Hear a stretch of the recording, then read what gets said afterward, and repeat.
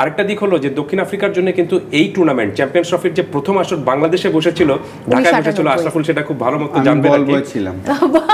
আশরাফুল সেটাতে মাঠে বল বয় ছিলেন এবং আমাদের প্রেস বক্সে বসার সুযোগটা হয়েছিল। বাংলাদেশ সেই টুর্নামেন্টে খেলেনি, কিন্তু সেই টুর্নামেন্টের তখন নাম ছিল mini world cup, knockout mini world cup সেই টুর্নামেন্টের নাম ছিল। সেই টুর্নামেন্টে কিন্তু দক্ষিণ আফ্রিকা চ্যাম্পিয়ন হয়েছিল। উইলস কাপ ছিল, উইলস না, নকআউট বিশ্বকাপ যেটা নামটা ছিল, হ্যাঁ স্পন্সর উইলস ছিল। খুব সম্ভবত তারপরে দক্ষিণ আফ্রিকা আর কোনো মেজর কোনো ট্রফি জিততে পারেনি, আইসিসির কোনো ট্রফি জিততে পারেনি।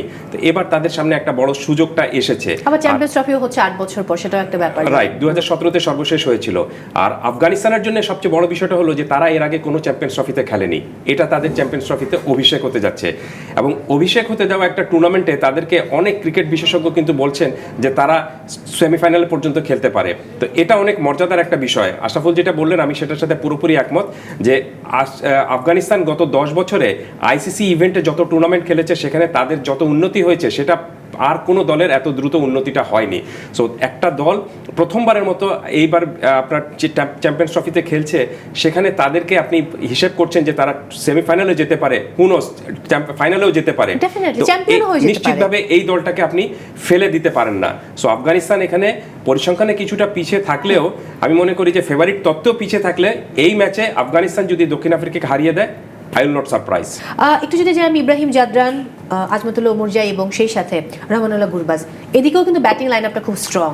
দেখেন আফগানিস্তানের সবচেয়ে পজিটিভ দিক যে তাদের দুই ওপেনার ইব্রাহিম এবং গুরবাজ দুইজনই কিন্তু যখনই তারা 50 করে তারা 100 করে। তাদের অল্প কিরে, তাদের বয়স কিন্তু বেশি না, 21 বা 22 দুইজনেরই।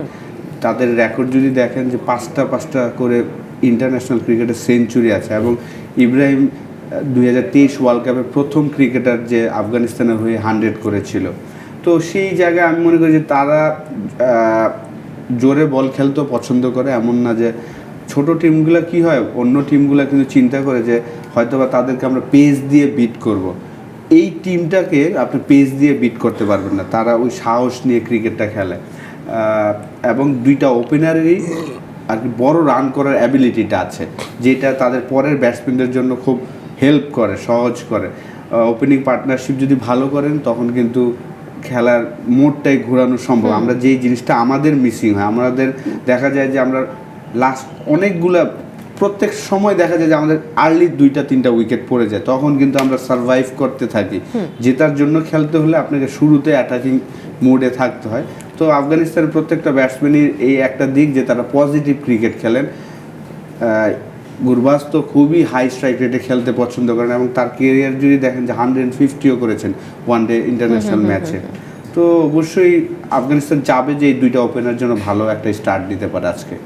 গ্রেট, এটা তো ডেফিনেটলি চাইবে। অন্যদিকে সাউথ আফ্রিকাকেও আমাদের ভাবতে হবে যে তারাও আসলে খুব চমৎকার একটা স্ট্রং জায়গা থেকে স্টার্টটা করবে। বাট আজকের করাচির এই উইকেটে টসে জেতার পর কি নেওয়া উচিত?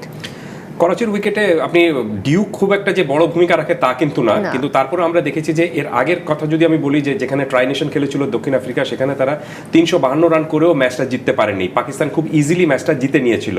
সো আমার কাছে মনে হচ্ছে যে আজকে যে দলে জিতবে সেই দলে প্রথমে বোলিংয়ের কাজটুকু করে নিতে চাইবে, চেস করাটাই তাদের জন্য সহজ একটা বিষয় হতে পারে। তারপরও আফগানিস্তান আপনি বা দক্ষিণ আফ্রিকা তারা যে কোনো পজিশনে ম্যাচ জেতার ক্ষমতাটুকু রাখে, আগে ব্যাটিং বা পরে বোলিংয়ের চেয়ে বিষয়টা হবে যে পারফরমেন্সটা কে কেমন করছে। আর আশরাফুল যেটা বলছিলেন যে